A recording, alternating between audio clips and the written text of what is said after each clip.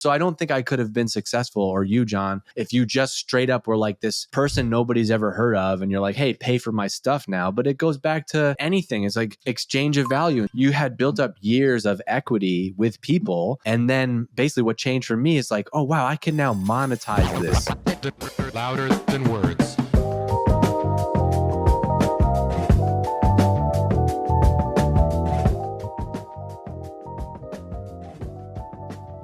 So I was online this morning. I saw you were doing like push-ups with a weighted vest with the locks playing in the background in the middle of your living room. And I was like, your evolution to like fitness influencer fighting dad, but like is well underway, man. Is that what's happening here? I'm getting up in the morning. I'm like, yo, Dave's already done like 10,000 steps. I need to get my 5K in at like 6 a.m. So there's been a bunch of comments about this. Like, are you trying to become a fitness influencer? And I said, no, this is who I've been my whole life.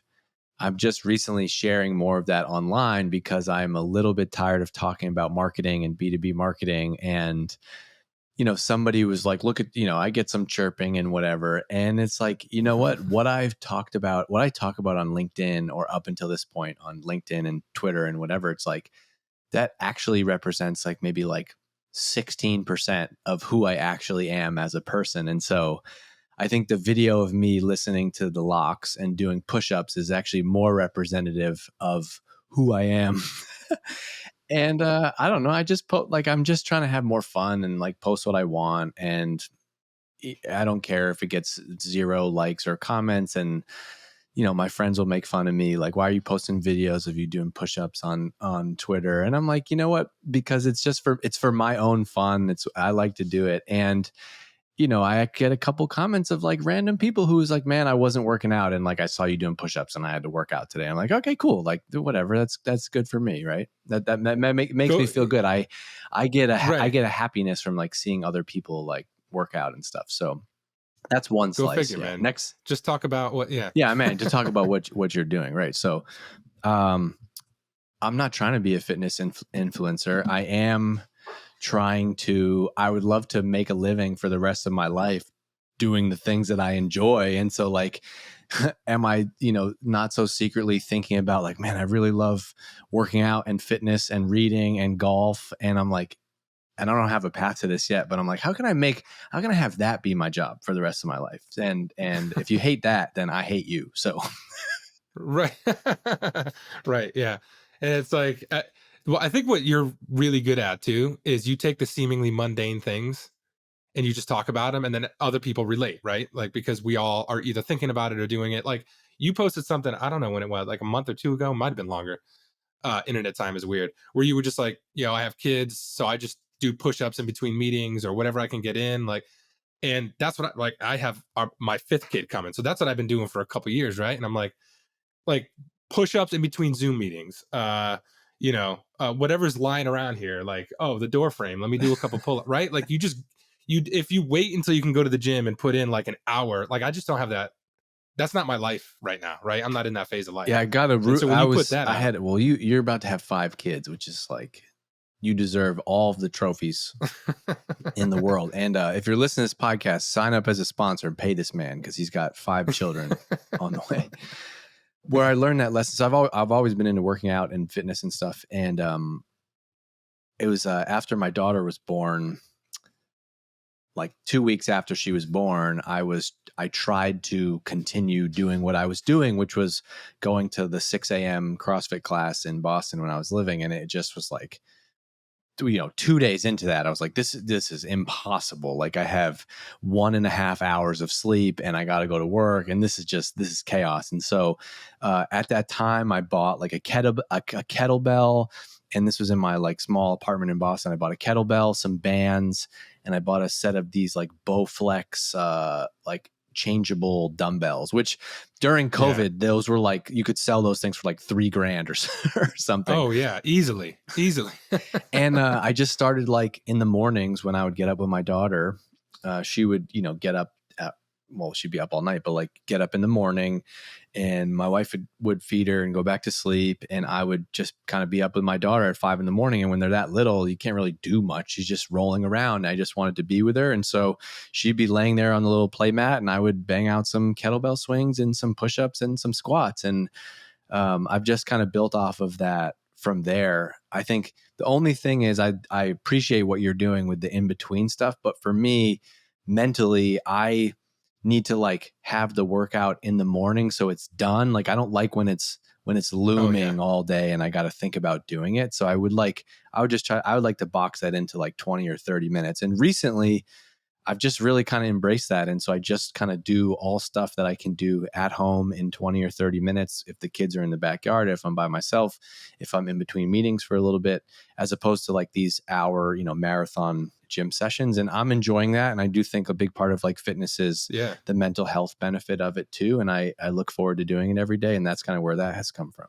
That's the bigger part of it now for me. Like here in my late 30s. Like obviously I want to be in shape, but the part is that my phone? Oh damn. What was that, a And so ringtone? like no, it was Spotify, man. I had my own hip hop I playlist thought you playing. just had like a ringtone. I thought like your wife was Oh calling in yeah. and you had like Nelly or This is something. like 2005. Yeah, I got yeah, some Nelly Dilemma as my ringtone. But yeah, the it's a deep cut. But yeah, man, the mental health aspect is to me so much bigger now. Obviously I want to be in shape. There's something strangely satisfying and inspiring and motivating about exercising when the sun's coming up. I don't mean when it's dark coming up. I mean like early morning sun. When I go on a run, it's just Yeah. different, man. If I go running late afternoon, it's just you just get back and you just feel different. I don't Oh know. yeah. I was Um, I I went for a run yesterday morning at about 7:30. It yeah. was the best. I was like the nicest person in the world the entire rest of the day because of that. Yeah, giving out head nods and fist bumps to everybody on the trail. I just I just went this morning on a bike ride, and it's the same thing. The bikers do the head nod. You know, they do the cool guy Yeah. like head nod. This Nobody's is taking my their way. hands off So I the tweeted about that, but this is how I do it. yeah. Or if I see someone like really running hard who's like in way better shape than me, I give them this one. Yeah, yeah. You actually dap them Yeah. up. Yeah. Yeah. No, same thing, man. But Like everybody running on the trail, doesn't matter how old, man, woman, like high school kid, like everybody is like yeah, respect. because I don't know if it's no, the we're all high as balls, like in full workout. yeah, It's just like everybody's happy, everybody's great. right. Yeah. It's yeah. And you're judging by like what you say, what you post on Twitter, like is running like a fairly new like addition to your workout over the past, I don't know, couple years? Were you always a runner? No, I was. I mean, I've always had to run. Like I played Yeah. sports in high school and through college, and running was like, punishment or or part of what you needed to do. But there was a time in my earlier 20s where I would run, but it was more so because I had like a fitness test or something that I had to like stay in cardio shape for. I'm new to running in the sense of like, I'm like, you know what I'm going to do for fun today for my own enjoyment? I'm going to go for a run. And Yeah. I got into it last year because I on a quest to be just like more well-rounded. I was like, how can you be so into fitness and working out and stuff and like you don't run? And I bought into all of these like, I don't know if it's confirmation bias or whatever, but like we buy into things that like reconfirm our beliefs. And so I was like, I don't like running. And so I love these videos from like people in the fitness world who is like, you don't need running for cardio, like, just lift weights and walk 10,000 steps a day and like you can get in great shape. And walking is better and zone 2 and all this, and there's a lot to that, right? But I just felt like, man, I just should be able to like go run 3 to 5 miles. Just, I don't know, if the world ends and you just got to run somewhere, right? Or just like in Yeah. general, right? Same way, like I always want to be to like jump on stuff or bench press or squat or whatever. And so I just started running. And so I ran 1 mile a day for like 5 days in a row. And I was like, whoa, this is weird. I kind of like that. Feel great. Yeah. And, Yeah. and what I liked about it is that it scratched two itches for me, which is like, I work at home and I just feel like I need to get outside first thing in the morning or early in the day. And I would like work out, and I'd work out in my basement, but then I'd be like, damn it, I still haven't got outside yet. And I'm claustrophobic down there. It's this tiny little place where I work out. And so then I would I would go for a walk or take the dog for a walk. But then I found running and I was like, wait a second, I just did killed two birds with one stone. I was outside and I ran. And I ran with the dog, and she's tired as hell now, and she's laying on the floor. So like everyone wins. And I very strangely in the month of December, and I live in Vermont, it was very cold and snowy. I ended up running like 28 out of the 31 days in December, only because I wasn't training for anything. Literally, it's just like what my body was craving to do. I wanted to go and do it every day. And that just kind of compounded. And then I said, like, hey, maybe let's push this thing a little bit and let's train for something and train for a half marathon. And I got up to, running 6, 7, 8, 9, 10 miles and just kind of built that habit. And what I found through that was, yes, I made a lot of improvements in my cardio, but what I severely underrated in that, like, walk 10,000 steps a day, you don't need to run thing, is the mental and the emotional and the anxiety and stress and sleep benefits from running. Right. And so I've now just kind of baked that into my routine. In the summer, I play a lot of golf, and I usually walk when I play golf. And that's like, you're walking 7, 8, 9 miles. And so I've been running way less in the summer, but I would say typically in the fall through the winter, I would like to see myself running, 4 out of 5 days of the week, not even to train for anything, just because, like, man, that feeling of getting out there for a 30 to 50-minute run is like, it's literally a drug. And if I can do that to start my day, I'm going to put myself in an awesome position. And so now I found myself, I'm a runner. My wife is like, you said you'd never be a runner. And I was like, I didn't know what it really was like. Yeah. Yeah. Once you get a taste of it, it is addicting. Like, no matter if your ankles hurt, your knees hurt, like, I still get out there, and it's crazy, man. Did you do the half marathon? I didn't do the half marathon only because I hurt my foot towards the end. And like I think it was probably like plantar fasciitis, where I would like wake up in the middle of the night. Like if I had to go pee in the middle of the night, I would wake up and I literally couldn't walk to the bathroom. You gotta shuffle across the floor. Yeah. And for me, golf was like the big thing, and it was in April, and I was like, I really want to, like, I've now become a runner. Like, and so I kind of have accomplished the goal. And so I didn't end up doing the half marathon, but I also didn't want to get injured. And so I took a bunch of time off from running for that reason. So I didn't run the half marathon, but I feel like I ended up winning anyway, because out of that, I became a runner. And then, like, just a bunch of other cool things have come from that, which is a couple of my neighbors were like, hey, you're into running now. Do you want to run this? Like, we're doing like a relay, a team marathon. And like, they were like, can you run one of the legs? And so I went from like not running to like, I ran a 6.5 mile leg of the race, which if you had asked me awesome. 3 months prior, like I can't run more than 2 miles. And so to go out and like bang out 6 miles on a Sunday morning and then go eat cake and ice cream at a little kid's birthday party is like, that was awesome. And so I didn't do that. That's an amazing Sunday. It's an amazing Sunday. Yeah, I crush. And for as much as I'm into health and fitness, like, don't get it twisted, please. I crush cake and Domino's pizza at a child's birthday party. That is basically why I work out. Yeah, you got to make room for all that stuff and all the food you're finishing for your kids that they don't eat. That's you want to talk about fighting dad bod. That's it. Like, well, you got the problem is most people eat that and then don't work out at that same level. So it doesn't, that part doesn't really work out that way. Yeah. And that's why you have more kids, because then the older ones help you. My oldest is a boy. So this dude will eat me out of the house. Like, he's eating stuff before I get to it. And and he's only 7. So it's crazy. So yeah, if you're following Dave, don't just come for the B2B marketing stuff, right? Like this guy's like talking about, he's going to get you working out. He's going to get you, feeling guilty in a good way that you need to get out and sweat. But obviously the B2B marketing stuff, like that's how you that's how I, learned who you were, right? I knew you back when you were at HubSpot though, like pre-drift, when it was cool to know who Dave Gerhardt was, right? You were just Dave back then. Was it cool? You weren't David. You weren't DG, no. Right? You had hair, like you were way different. I had hair. My wife says I had like a beer face. A beer face. Yeah. You had hair. You were just Dave. You probably had like a couple thousand followers, right? On Twitter. Like, what the hell happened? Like, what? So like you went through this few year period where you went from Dave, the guy who produces a podcast at HubSpot, to the guy who, like, you know that meme of Jeff Bezos, like, "Ooh, I sell books online," and like when he was like a nerdy, Yeah. and he had hair, and then later on he's like jacked up, Oh bald, yeah. aviator sunglasses, and he's like, "I sell whatever the fuck I want." But like, you went from being Dave, the guy who produces podcasts at HubSpot, and you had a solid track record, right? You were at Constant Contact, Privy, but then all of a sudden you were DG, the B2B marketing guy. Like, this didn't happen overnight, right? But like, what happened? Like, how did that happen? Man, when I hear this out loud, it's like the dorkiest thing ever. It is pretty dorky, right? We're talking about B2B Yeah. marketing.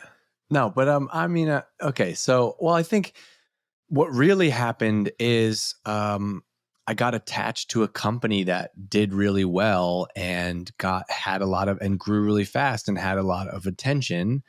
And I was the earliest marketing person there and had a great relationship with the founders and David, the CEO. And I think, it's like being part of a team, right? The team, like I became part of something that was much bigger than myself personally. And the company grew really fast, had a lot of buzz, was like, not to be all like tech cliche, but like, disrupting an industry. We Mm, kind of, as a company, came on the map and did things differently than other people were doing it. And so like as a company, Drift had a lot of attention and we got a lot of credit for how we did marketing. And I was behind a bunch of the marketing, obviously with an amazing team, and David, truly a visionary as a CEO, but like I was his right hand person, on a lot of the marketing stuff for 4 years. And so I think it's a combination of that. And they, raised venture capital money from Sequoia, tier one VCs. And, we had big name customers and we were doing exciting stuff. And so it wasn't anything that I did to build my personal brand. It just happened as part of the company. And it was like, oh yeah, Dave is involved in the marketing at Drift. And, and David Cancel and I, the CEO, we had a podcast together and we built like a mini following in the industry of marketing based on the stuff that we were doing. And so I was able to grow my career as fast as this company was growing. And so over the course of 4 years, I went from, marketing manager to director of marketing to VP of marketing. And when I left, I was eventually CMO at a different company. And so I think it was like, obviously I'm proud of the stuff that I did, but I think it wouldn't have happened if I wasn't attached to a company. And I definitely didn't set out to go and like build my personal brand. But what happened was the company was selling to marketers, and me as the marketing person there, I started writing regularly about what we're doing in marketing. And that happened to be on LinkedIn and Twitter and through yeah. the podcast, right? The walk and talk video that you were rightly or wrongly credited or shamed for. So no, the walk and talk videos, like I, what we found was that LinkedIn had just added like video. I don't know if they had video before, if nobody was using it, but like I started posting these videos and they had like 30,000 views and I had like 6,000 followers. And it was so clear that like, whoa, holy shit, they're prioritizing video. And this was at a time when like all the other social platforms were moving to video. And so we just found that videos got a ton of views. And also, I think we were in this niche of B2B marketing where in the B2B world, everything was so, polished and on brand. And at the time I read The Boron Letters by Gary Halbert. And he Mm, talks about this concept of like the A pile and the B pile when it comes to your mail. And he says, like, you come home and you get the mail out of the mailbox, right? And we get this one big pile of mail. And what do you do with the mail, right? You immediately take the Bed Bath and Beyond and Best Buy flyers and you move those over to one side. And then on the other side, there's like this, clearly handwritten, like an envelope with a stamp on it and a handwritten note that says like, to, John Bonini, whatever, blah, blah, blah, here's your address. And you're like, oh, cool. And you open it up and it's a handwritten note from your aunt who sends you, $5 for your birthday. And we thought about that a lot. And so it's like, that's why we kind of only sent plain text emails at the time. And I could not believe that nobody else was doing this, but people were so obsessed with being on brand and putting out this creative and the videos and like this highly designed, you know, everything, like this was not an ad, but everybody thinks your stuff is an ad, and so they're going to turn it off. And so what worked really well for us was just talking like this. And especially what was helpful was like we were marketing to marketers. And so very much the tone of the videos was like, hey, I'm Dave. I'm a marketing guy. I'm doing marketing just like you are at your company. Here's something that's interesting that's really working for us. And I just happened to deliver that as I was walking to the office every day. And it made it so like I didn't have to be like, all right, today this is content production day and we're going to sit down and like do this highly produced stuff. And that worked really well. And I think it was also just, it was a glimpse into how we did a bunch of the different things in marketing. And we became known for this very personal and authentic tone, which if you go back and study like copywriting and direct response, that's kind of always, that's been a staple of that stuff forever, but it just hadn't worked its way into B2B SaaS at the time. Yeah. That time was interesting too. I think you guys played into this a lot, but there was this movement at the time where people like you were breaking the fourth wall. Like marketers were talking about how they were marketing, and then they were talking about the things that they didn't like about. I just think after years of SEO and years of bad nurturing practices and sales, all of a sudden like people were just like, yo, this sucks, and like we think this is better. And it was like a weird and I feel like you played into that really well, right? And like the LinkedIn videos, like you were just like, hey, I'm Dave, Yeah. right? Like no highly produced, like low fidelity but high quality I've content. also And just it been was comfortable. Like I've always been comfortable in a public speaking. I'm actually a pretty introverted person in my real life, but I've always been, it's very weird. I'm introverted, but I enjoy like speaking on a stage of people, right? And I hear Dharmesh at HubSpot talk about this all the time too. He's like, I'm super yeah. introverted. And I'm like, dude, you're one of the best public speakers I've seen. Like, give me a break. He really is. I He's know. amazing. So like he might be introverted, but it doesn't mean you can't be an incredible speaker. And I had a podcast and some other stuff earlier than that. And so I was just comfortable coming up with like little things to say. And I wasn't afraid of just like turning on the camera on my phone and doing that. I do also think though a big part of this is like we were marketing to marketers. Like I could not have been head of marketing at a cybersecurity company walking down the street being like, check this out, here's 2 cool things that we did, you know. Like it doesn't work the same. And so I think there was also a level of like it was the right fit for that audience, and that worked really well.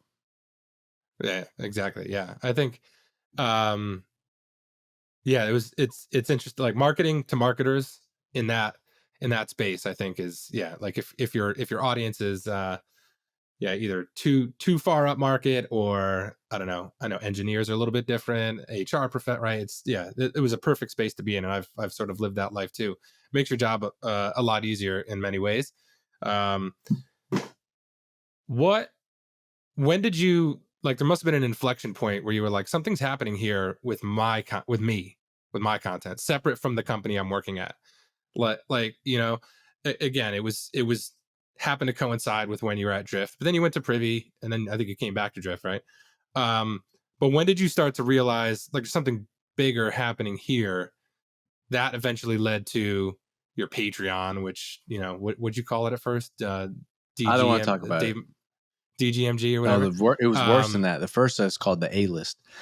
the that's not No, bad. it's not bad. It's That's not fine. terrible. Whatever. Well, okay. So So like it was what? actually, When did you start? Yeah, talk about that. Like that it inflection was point. years before even starting that. It was maybe about like 6 to 8. It was, in the first year, it was at the first year of being at Drift. So I started at Drift in October of that year. And at the time they had a VP of marketing when I joined.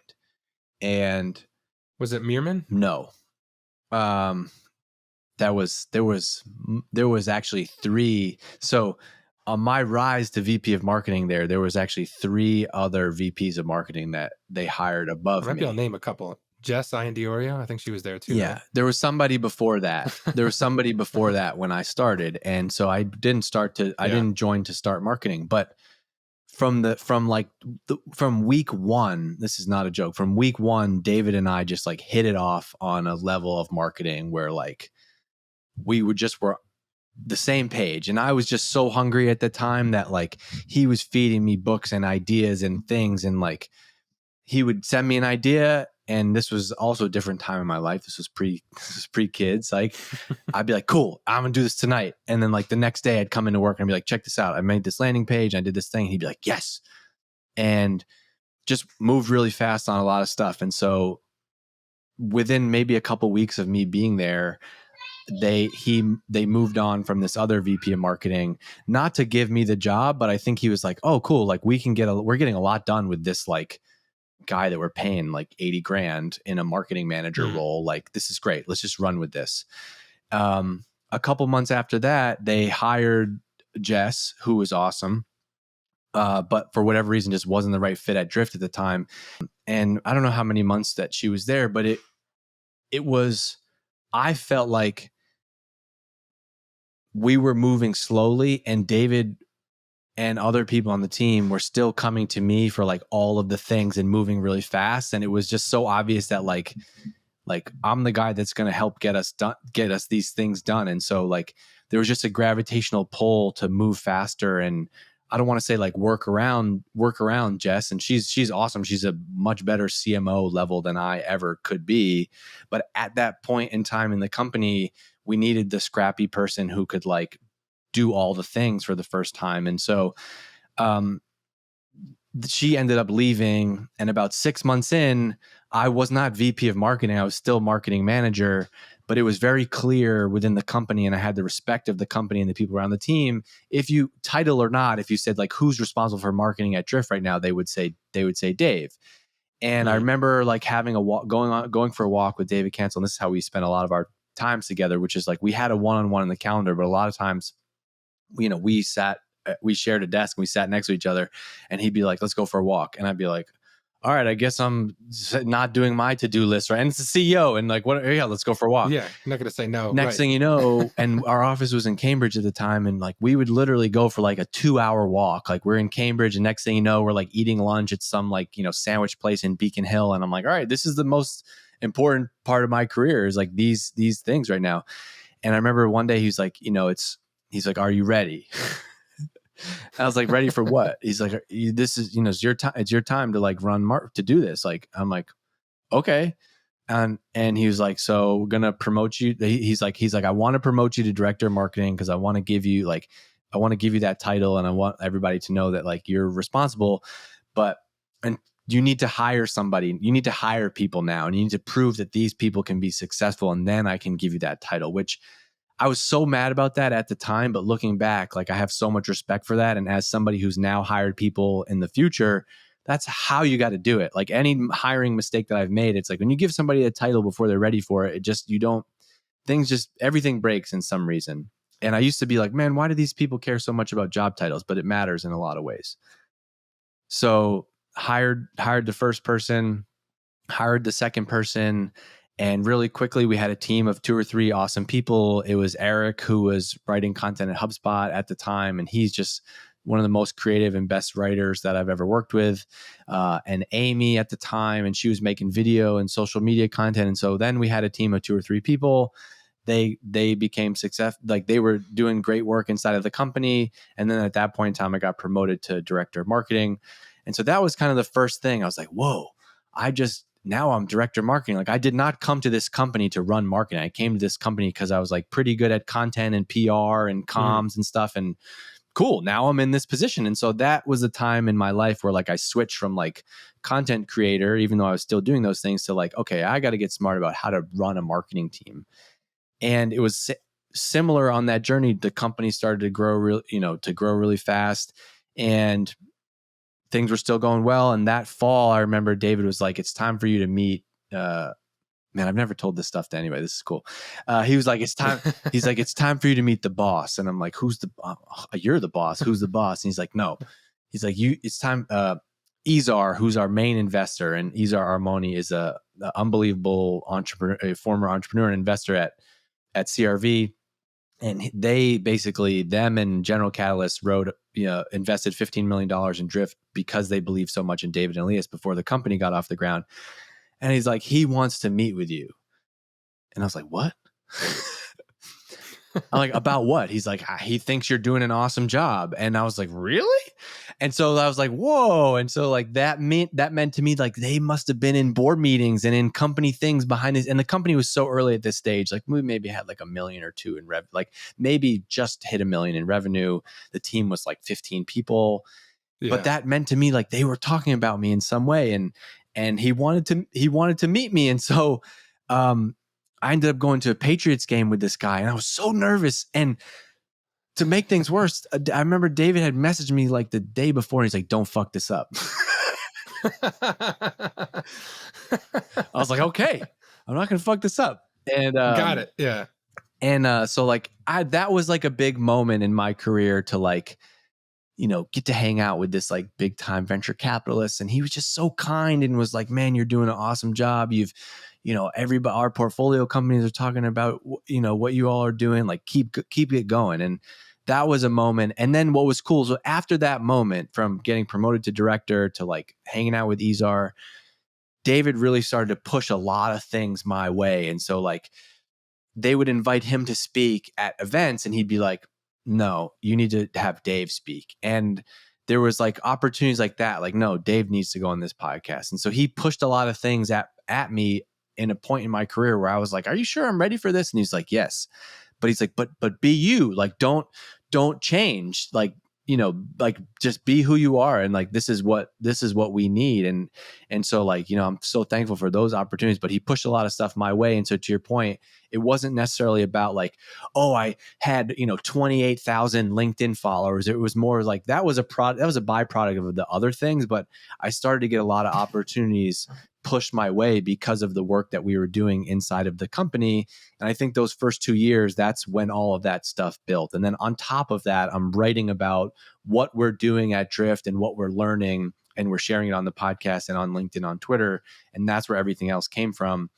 And later on, I remember thinking early on, I was like, man, there'll be an opportunity for me later, because I would get it.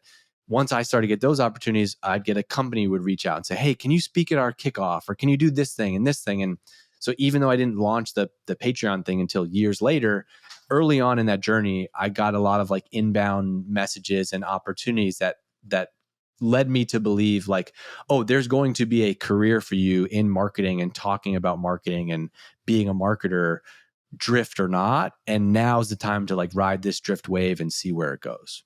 How fun was Seeking Wisdom, man? Because as a listener, it almost sounded like sometimes you guys would just be in the office and you'd be like, yo, let's go record this. Fired up. Like that's how, because sometimes it would sound like you guys literally just jumped in and were like, okay, so we were just talking about this thing and blah, blah, blah, blah, blah. We wanted to hit record. Like what? And I don't know why you guys ended it, because I remember there coming a point where I think DC was like, this is the last episode of Seeking Wisdom. And I was like, these guys, this is a gimmick. This is a marketing play right here. And then it wasn't. You guys never came back. So I don't know, just talk about like how fun was that? Because that, I feel like that played a huge role in all the success you're talking about. There was 2 years where it was really fun. There was 2 years where it was really fun. And I think that is what would happen, which is like we would, and by the way that show started was, I remember when I interviewed at Drift, I had Tech in Boston, my podcast at the time. And David, I had him on my podcast. And before that, he was telling me about like, oh, I really want to start a podcast here. I already have the name for it. I'm going to call it Seeking Wisdom because I love this, this book, blah, blah, blah. And so when I got to Drift, I initially was just working on the podcast to like help him launch it. And so I was kind of like seeding him with questions and topics. Like I would see what he would write on Twitter or Medium. I'd be like, dude, this would be a great podcast episode.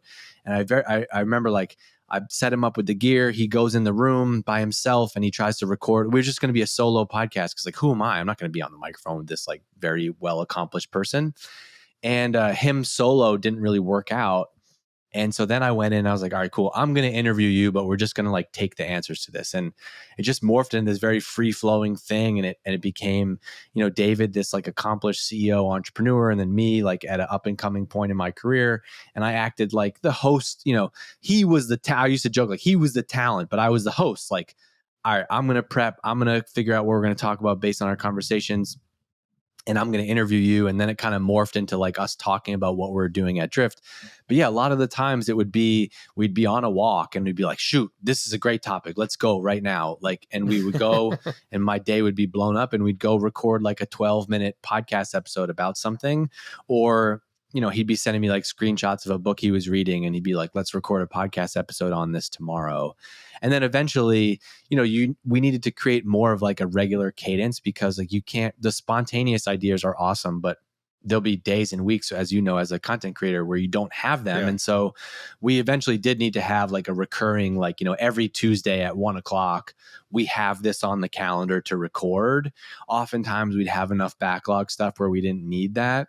And man, it drove like Amy, who was making our videos at the time, it drove them nuts, because we'd be like, right now, drop everything. We need to go record the podcast and make a video. And so eventually we just made it a regular recurring thing. And I had like a Trello board of topics and notes and stuff. And so Yeah. we'd be like, all right, what are we going to talk about today? And I would bring stuff up.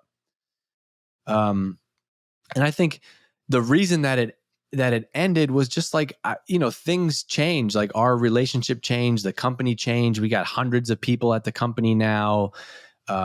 We kind of went through a lot of stuff personally, where like we were going to bring on a CMO, and that wasn't going to be me. And I don't want to say like our relationship was strained, but it just changed. And so it was like we had this magical 2-year period where like Seeking Wisdom was so good. And I just think some of our chemistry in that relationship changed towards like, year 3 and year 4, which made it harder to like go and do that every day. And eventually it just kind of like lost steam. And I think he went to go do it on his own. But, I don't think it wasn't the same as it was going to be those first couple years. And that is what it is. I think that's the reality of like content and any act of creativity. Like there just has to be you can plan and you can have topics and you can do whatever, but like there was just such I think the moment in time at Drift and in the early days of that podcast was so real.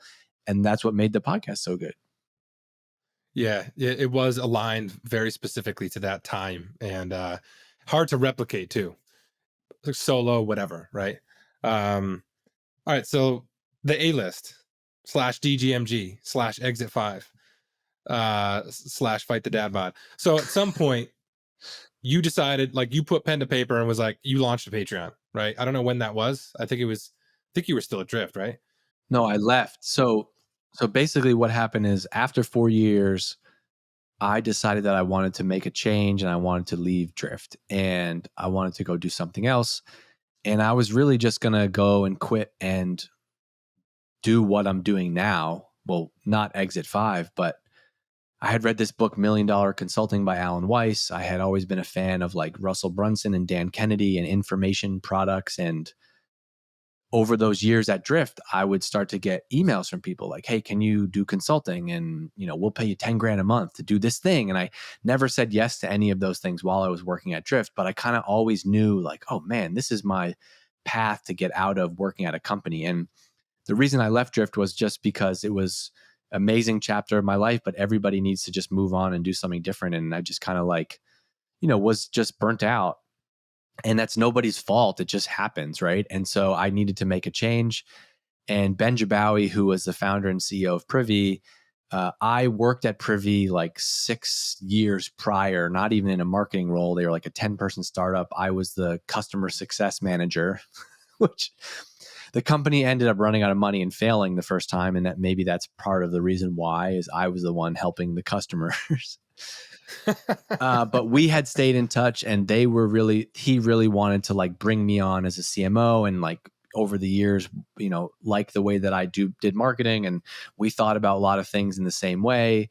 And so I was like, no, I'm just going to leave. Like, after my son's born in next fall, like end of the year, I'm just going to wind my time down. And, to the credit of the guys at Drift, they did anything to just have me stay. They're like, man, you can just host a podcast and like do social media and be an evangelist. And it's like, no, you could pay me any amount of money, give me any type of job. I just needed to like, just my whole life and career and Dave at that time was so defined by Drift. And anybody who's been in a situation like this can maybe understand. I just needed to do something Yeah. else. I needed to be associate. Like I needed to just be Dave on my own.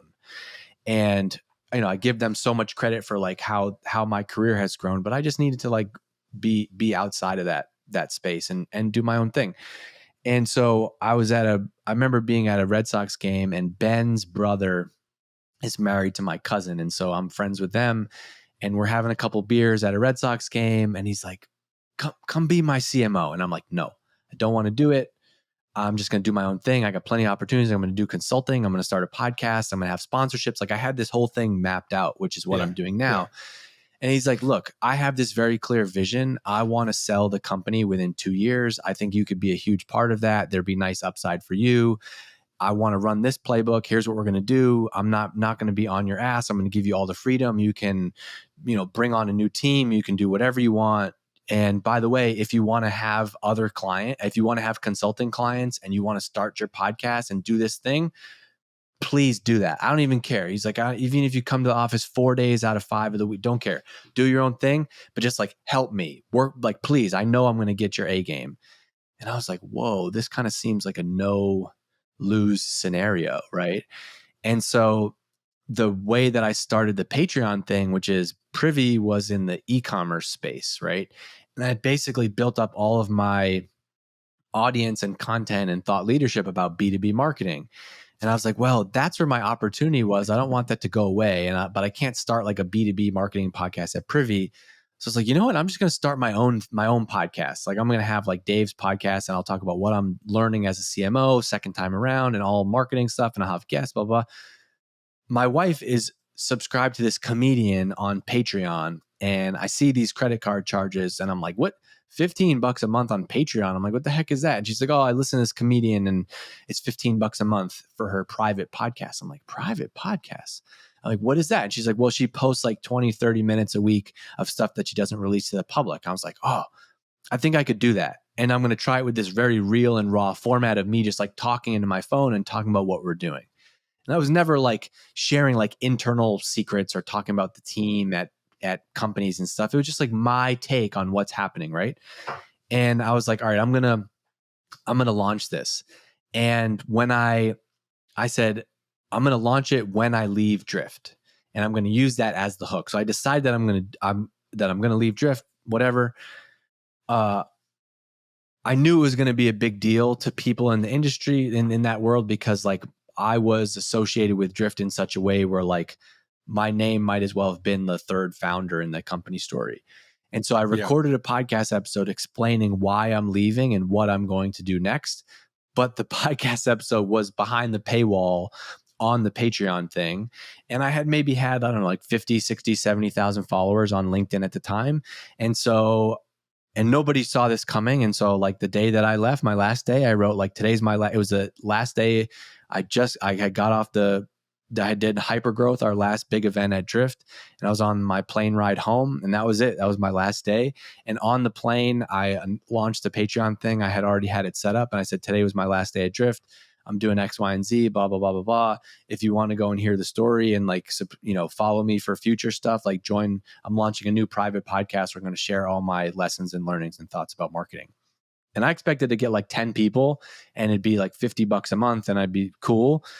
But like within the first 2 weeks, I must have had hundreds of paying members. And all of a sudden, what I just thought was going to just be like a little side blog of mine became an income stream.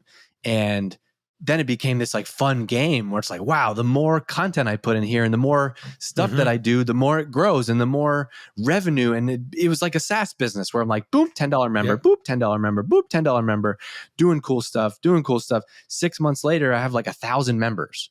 And I'm like, holy shit, this is 1,000 members at $10 a month. I'm making 10 grand a month from content.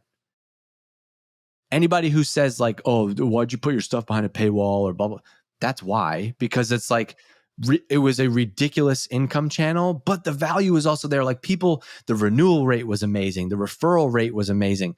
It was unlike anything I had experienced with content. And so I just kind of like, then I'm at Privy and I took the job at Privy and I'm CMO there, but I have this like 12, 13, 14, 15K a month content business that's happening on top of that.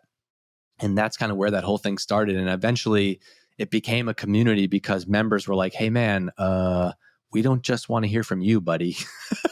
Like we want to talk to each other. Like there's thousands of us in here. There's like, 1,500 of us in here now that all work in marketing. Like, let us talk to each other. And I was like, that would be smart.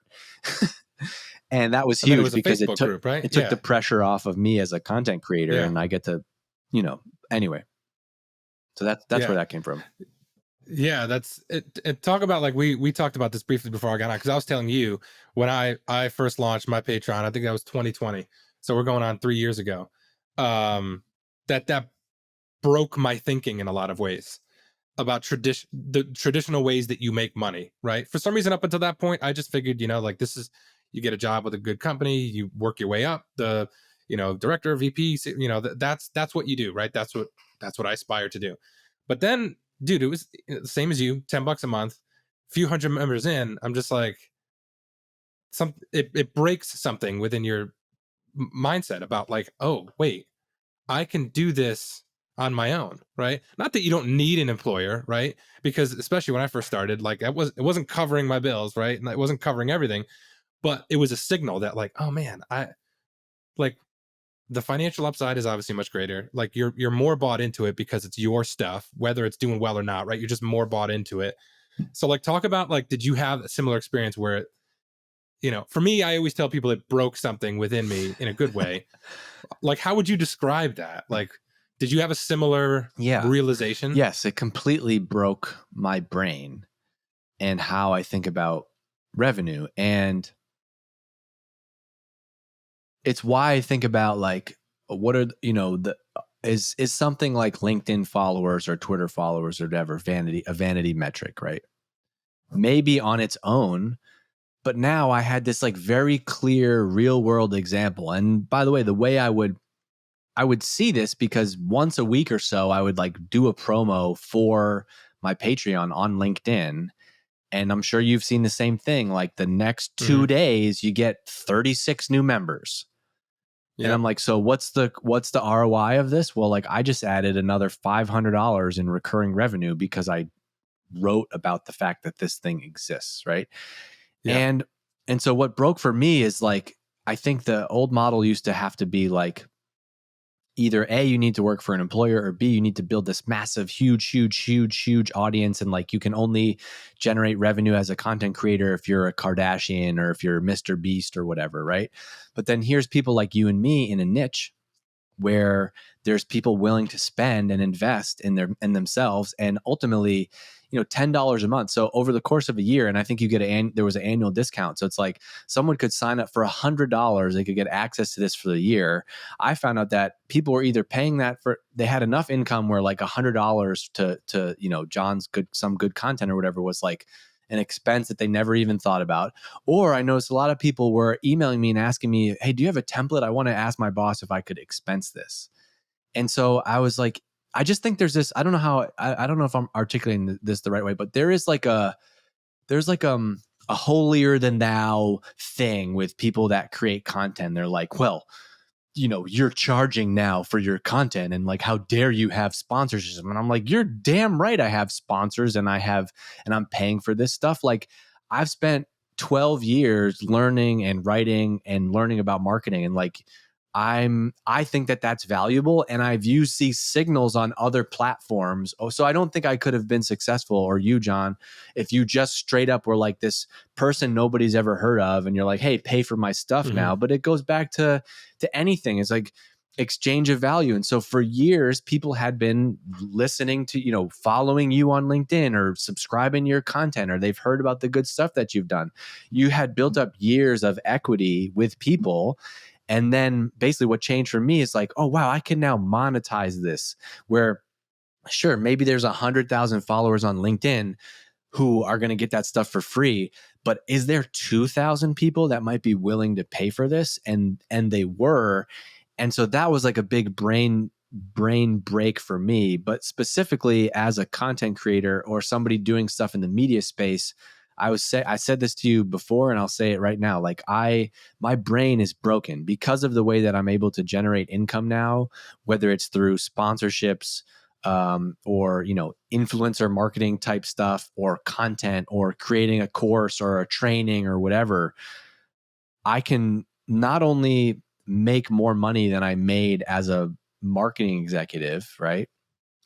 but I can do it all on my terms. And that doesn't mean I have to make $1 million a year, but let's say I was getting paid, 250 grand as a marketing leader. I believe that I could make 250 grand through content for the rest of my life, and I can do it in a couple hours a week and do it on my schedule. And I'm picking up my kids at school and I'm dropping them off. And this morning I took my daughter to a swim lesson, and I'm not traveling for work. And again, whenever anybody talks about this, or I see it like on Justin Welsh's stuff and other people, there's always somebody who's going to be like, well, there's so much privilege and all this. I totally agree. I'm very, very fucking fortunate to be able to be in this position. But like, damn it, if I don't now use this the rest of my life to make sure I don't ever have to go back and work inside of a company. Right. And so what's broken in my brain is that now to generate the same and more levels of income, I don't have to work 40 to 60 hours a week on someone else's thing. That's broken for forever for me. Yeah.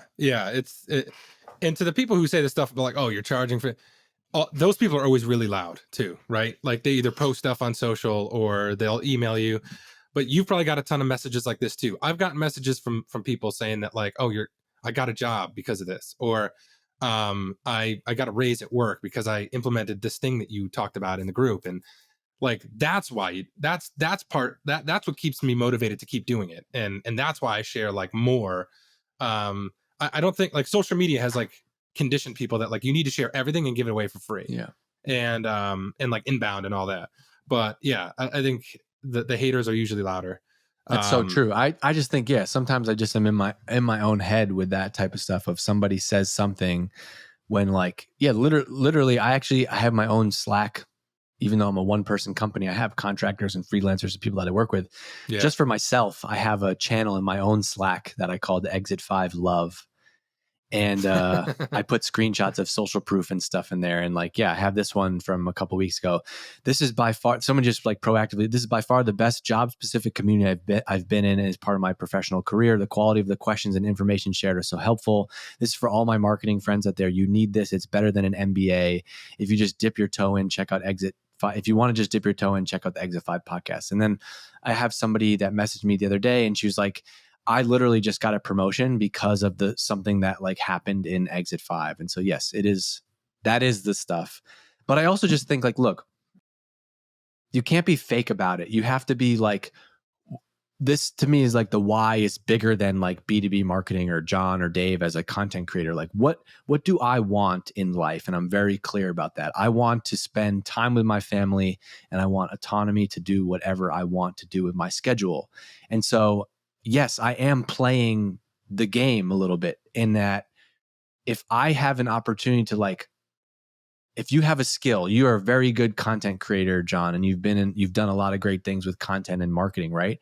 That is your skill. If you have that as a skill that you can monetize to provide for your family, all while being there as a present dad and partner to your, right. To your spouse, like that to me is the why. And so like, I don't care about somebody saying that I am a bad person for charging for something, right? Because we're all doing this in some way. And I talked to like my sister a lot about this. She works in healthcare and she makes like a fraction of what I can make doing this. And she's like, this is so ridiculous. Like I got to go into this hospital. She's in the admin side of things. She's like, I have to go into this hospital for 60 to 70 hours a week. And she's like, you better capitalize on this thing because like not everybody has the opportunity to do this. And so right. I just think you also have to be like, it all comes back to like, what's your actual why? Like I know that B2B marketing and me talking about marketing is not saving the world, but I know that if I do this, it's going to provide income for my family, which is going to give me time to like be active at my kids' school, be a productive member of my local community and society, and like volunteer and chaperone and invest and be part of local businesses and other things. And so I've been like, especially over the last couple of years, I've just really tried to remember like, oh yeah, that is why. And I'm doing this now as a means to this other end, right? Like I don't want somebody to think that like, I think that B2B marketing is the most important thing in the world. It's surely not. And my opinion on that has especially changed the moment my child was born. Like that all changed. That'll do it. I told my wife, because I'm in this process now, right? Going solo and leaving the full time gig and going all in on myself. I told her one of my goals is when the kids are older, we have number 5 coming, they're all 7 and under, is I almost posted this online, but I was like, oh, people are gonna take this the wrong way and talk their So shit. But like instead, one of I'll my say it goals, on the podcast. yeah, yeah, exactly. More context here. But I want them to almost say like, Dad worked. Like, not that I don't want them to see me working and see me putting in the effort, because like that's the part I thought people would misunderstand. It's like it is important for your kids to see you putting an effort on something, Yes, right? And building your own for thing. I sure. think there's a lot of value in your kids seeing you do that. But I'm so present in the other stuff, gymnastics classes, picking up the kids from school. I'm usually one of the only dads there, right? No, I'm no disrespect to the other dads or the moms they're picking up, but I'm usually one of the only dads there, picking up my kids from school, and I love that, right? And so like I mean that more as like being so present, being at every game, being at every recital, being at a they're playing recorder, I want to be there, right? In second grade. Um, and yeah, so like I want to almost them to be like, Dad, when did you have time to Yeah. work? Like when were you Well, I when were think you yeah, like working? I think writing that on LinkedIn or whatever, someone's going to be like, "Well, wouldn't that be nice?" And it's like, "Well, no, but if you hear it in this man's voice, it's like, Yeah. man, I wake up every day and I'm so thankful for that. And if you could do this too, wouldn't you?" And so like I'm trying to like maximize that, and I completely agree, and I respect the heck out of that.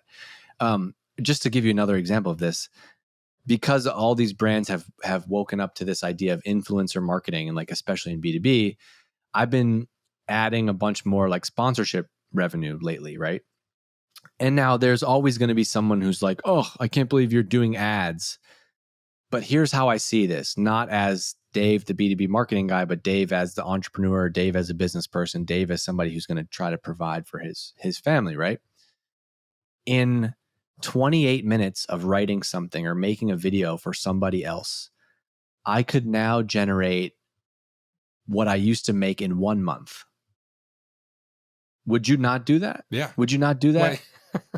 And Right. And it I'm not taking money and the work is honest. and the work is Yeah, the honest. work is honest and it's good, it's quality.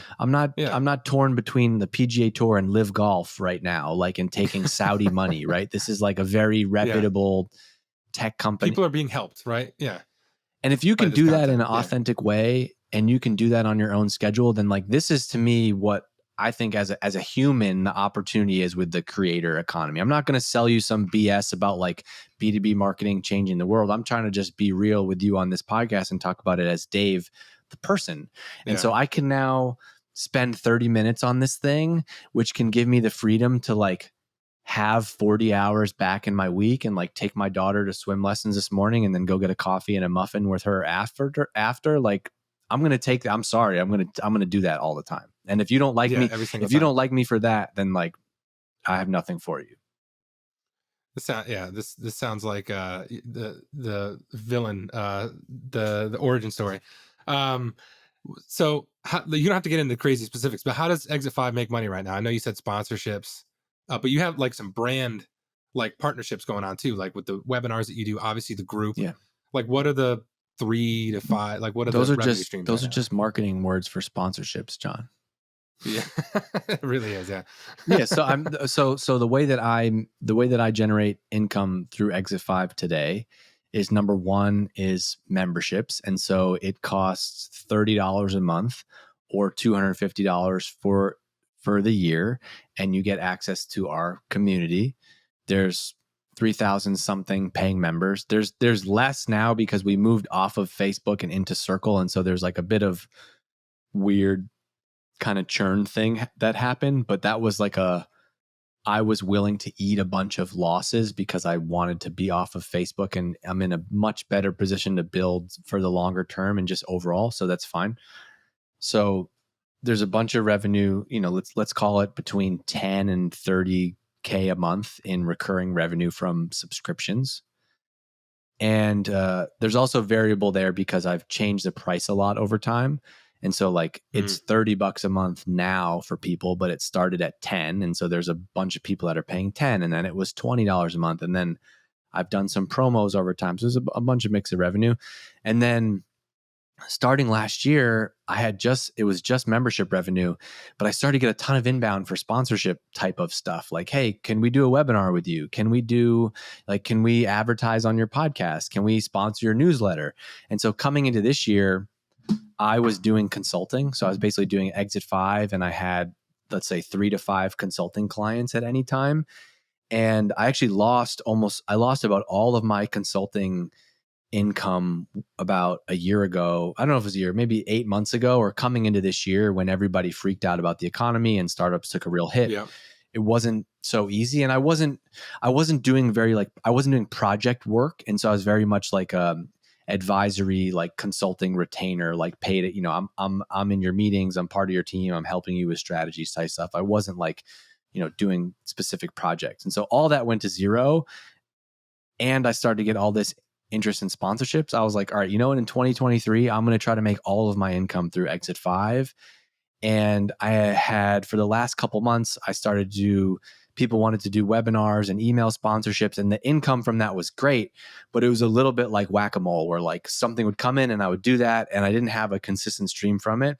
And so I got a great idea, and I've never credited him publicly, but I'll do it now. It's from Scott Barker, who works with Max, and he was at Sales Hacker, and now they run the GTM fund. He was like, hey, you should just bundle all of this. You should sell it as like a bundle for the year. And I was like, man, that's such a good idea. And so I went into 2023, and at the end of 2022, I said, hey, I'm looking for 3 premier sponsors for next year. And what that includes is, I basically bundled all my stuff. And so like podcast ads, newsletter, LinkedIn promotion, webinar, podcast appearance, it all kind of like rotates throughout the year. And I bundled it because, to something that we talked about earlier, I don't know if this was on the podcast or not. If I just charged based on like CPMs, like I don't have I have 12,000 people on my email list, 3,000 listeners per episode of the podcast. We get about 1,000 people on every webinar. But when I bundle them and I'm selling to B2B, where I had an example last year where I did a webinar with somebody, and I think the webinar, I charged like $8,000 or something for it.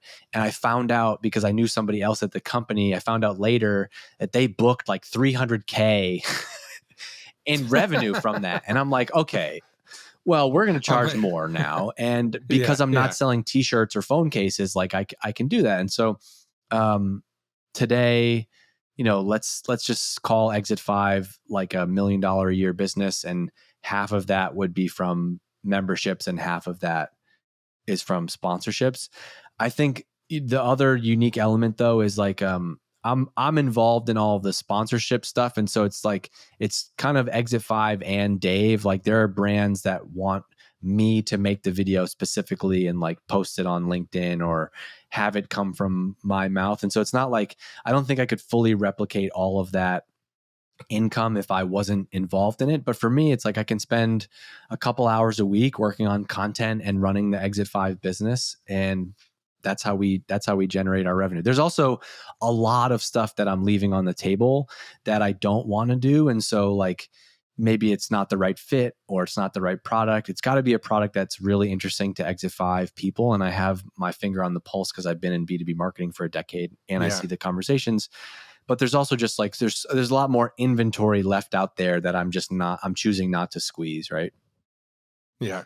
Are you still doing jobs? The job board? Yeah, the job board, I am. It's so like 6 months ago, there used to be like 100 jobs every 30 days posted on the job board, and then like everybody stopped hiring and there's no jobs. And so I do still have the job board. It's just not as big of a focus. And especially now inside of the Exit 5 community for members, there's a section where they can post if they're hiring or looking for jobs. And so some people will still post jobs there, and that's great. And I've gotten good feedback on that, but I'm not pushing that as hard as I am focusing my time on like my time right now is basically spent through community, podcast, newsletter, and just running the business day to day, sponsors, email, support, that type of stuff.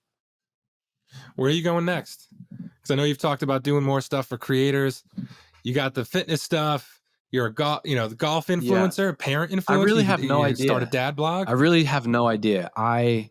One thing that I do a lot is I share a lot of ideas and I kind of use them as ways to like gut check myself. And so I found that like if I sit on an idea internally for a while, I always think that it's good and it's going to work out. Something happens when I like write an email or post a tweet or write a LinkedIn post about something, and then I sleep on it and I'm like, meh, I'm not going to do that. And so um, I do like to use the social media audiences to like test a bunch of ideas. And so that's kind of why I'm like, oh, I'm going to do this like, fitness dad thing, or I'm going to do this golf thing. The honest answer is I really don't know.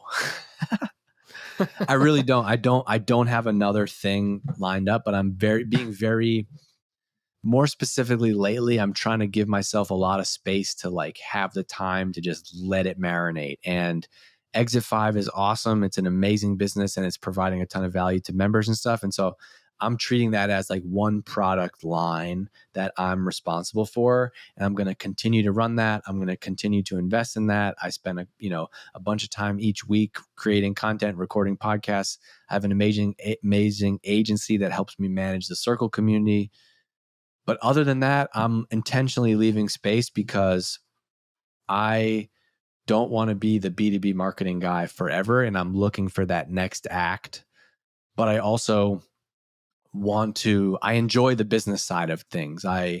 It's competitive. I enjoy generating revenue. I enjoy coming up with new ways to build audiences and products and sell stuff. And so um the real answer is I don't know, man. I really don't know. And I'm trying not to like run into anything. One of the things that I'm working on lately, and I have my wife to credit for this, is I'm very impulsive, which is a gift and a curse for an entrepreneurial type. It means I can move really fast and make decisions, but it also means like I leave a lot of like half created things in my wake.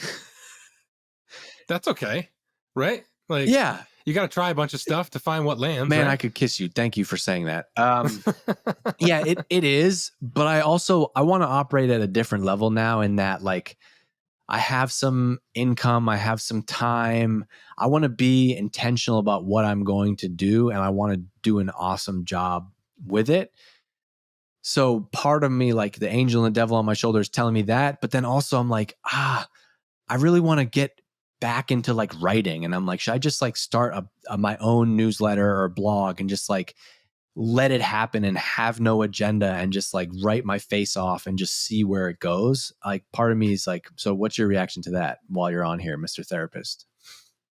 No, that's good. Yeah, like I think the real honest takes that you post, like you'll just come out with stuff on Twitter or LinkedIn about like, and you'll pull from your experience, right? And I think you have a lot of, I don't know, you just have a lot of insight based on your experiences, even just at Drift alone, but then Privy, and I don't know, you've been in a lot of situations that most of us haven't, and I think there's a lot of value in you just sharing like the stuff you might think is mundane, but you're already pretty good at that But I anyways. can Like I put, think but to you're me, that's about marketing. And I'm channeling that into Exit 5, right? What I yeah, yeah, want, it's just like your life, like a lifestyle type of thing, to blog about whatever you want, kind basically. of, yeah, I guess, yeah, I think so. And I think, well, it's different. What's nice now is like with a community with thousands of members, I don't have to press myself for like, and I'm not an operator anymore and I'm not a CMO. I'm not in there. Yeah, I don't have to press myself for like hot takes. Like, what do I think yeah, about SEO and Chat GPT? I don't know. But what's great is I have a podcast in 2 hours with someone who's an expert on that, and I can talk to them for an hour, yeah, or I can ask the right, question in the community, and like that prompts a discussion. I think I've always thought of myself as more of a creator and entrepreneur than like marketer specifically. And so where I'm trying to go in my next chapter is evolve from like the B2B marketing advice guy to like, shoot, I might go buy a local business in Burlington, Vermont and like make it better and turn that into my next right, thing. I don't know, right? right.